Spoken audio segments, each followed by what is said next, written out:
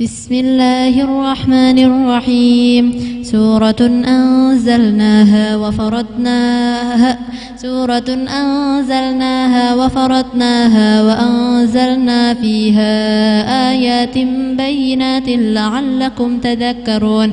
الزانية والزاني فاجلدوا كل واحد منهما 100 جلدة ولا تأخذكم بهما رأفة في دين الله إن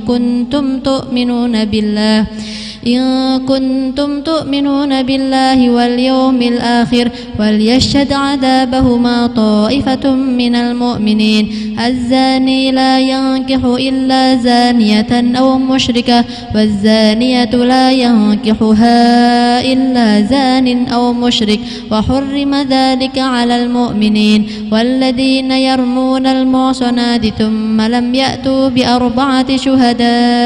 بأربعة شهداء فاجلدوهم 80 جلدة ولا تقبلوا لهم شهادة أبدا وأولئك هم الفاسقون. إلا الذين تابوا من بعد ذلك وأصلحوا فإن الله غفور رحيم. والذين يرمون أزواجهم ولم يكن لهم شهداء إلا أنفسهم فشهادة أحدهم 4 شهادات بالله إنه لمن الصادقين. والخامسة أن لعنة الله عليه إن كان من الكاذبين.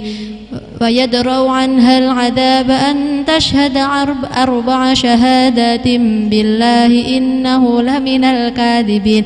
والخامسة أن غضب الله عليها إن كان من الصادقين.